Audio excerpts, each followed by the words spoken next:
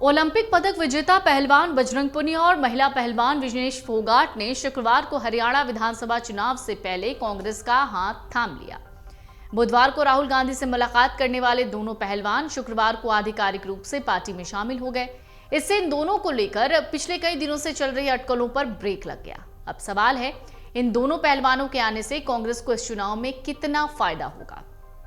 दूसरे शब्द में कहें तो कांग्रेस में इन दोनों खिलाड़ियों के शामिल होने से बीजेपी को कितना झटका लगेगा। पिछले साल पहलवानों के विरोध प्रदर्शन का असर लोकसभा चुनाव में दिखा। बीजेपी और कांग्रेस के बीच कांटे का मुकाबला था। एनडीए और कांग्रेस दोनों को 5-5 सीटों पर जीत मिली। अब इसका असर विधानसभा चुनाव में भी दिखेगा। राज्य में 27% जाट वोटर हैं। विनेश के गांव चरखी दादरी में युवाओं का कहना है कि यहां के लोग जंतर मंतर की तस्वीरों को भूले नहीं हैं। बीजेपी की सरकार ने पहलवानों के साथ कैसा सलूक किया था, ये पूरी दुनिया ने देखा था। मीडिया रिपोर्ट के मुताबिक दोनों पहलवानों के कांग्रेस में शामिल होने का असर चरखी दादरी के साथ ही रोहतक और कुरुक्षेत्र तक पड़ेगा। राजनीति के जानकार कहते हैं, विनेश के कांग्रेस में आने से महिला वोटरों, खास करके युवा लड़कियों को भी कांग्रेस की तरफ से एक संदेश जाएगा। इसका असर चुनाव पर दिखना स्वाभाविक है। राजनीतिक एक्सपर्ट्स कहते हैं, अगर महिलाएं स्थानीय राजनीति में ज्यादा सक्रिय होती हैं तो राज्य में महिलाओं के मुद्दे जोरदार तरीके से उठाए जाते हैं। फसलों और नस्लों को बचाने के लिए हम किसान और मजदूर परिवार के साथ खड़े हैं। आपकी बेटी आपके साथ खड़ी है। मैं एक किसान की बेटी हूं और मेरा परिवार किसानों के संघर्षों को जानता है। फोगाट और पुनिया दोनों ने किसानों के आंदोलन का समर्थन किया। जब किसानों ने 2020 में केंद्र सरकार के 3 कृषि कानूनों के खिलाफ आंदोलन शुरू किया था, तो फोगाट ने प्रदर्शनकारियों के साथ एकजुटता दिखाई थी। हाल ही में विनेश फोगाट ने शंभू बॉर्डर जाकर धरने पर बैठे किसानों से मुलाकात की। इससे पहले उन्होंने अपने एक ट्वीट में कहा था कि किसान बस अपनी मेहनत के लिए सम्मान चाहते हैं।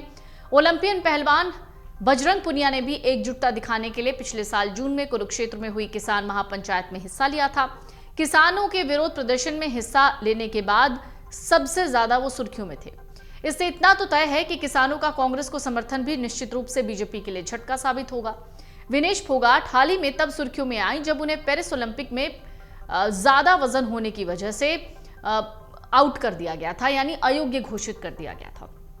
खेल पंचायत न्यायालय ने भी संयुक्त रजत पदक के लिए दिए जाने की उनकी याचिका जो थी वो खारिज कर दी। इस बीच ओलंपिक कांस्य पदक विजेता बजरंग पुनिया ने बीजेपी के पूर्व सांसद और भारतीय कुश्ती महासंघ के पूर्व प्रमुख बृजभूषण सिंह के खिलाफ विरोध प्रदर्शन का नेतृत्व किया।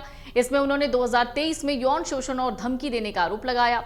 हरियाणा में 90 सीटों के लिए मतदान 5 अक्टूबर को होगा, वहीं मतों की गिनती 8 अक्टूबर को होगी। इस बीच कांग्रेस और आम आदमी पार्टी ने हरियाणा विधानसभा चुनावों के लिए सीट बंटवारे पर बातचीत जारी की है।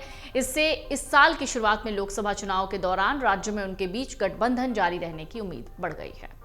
अगर आप ये वीडियो YouTube पर देख रहे हैं तो हमारे चैनल को सब्सक्राइब करें और बेल आइकन को दबाना ना भूलें। अगर आप Facebook पर ये वीडियो देख रहे हैं तो हमारे पेज को लाइक करें।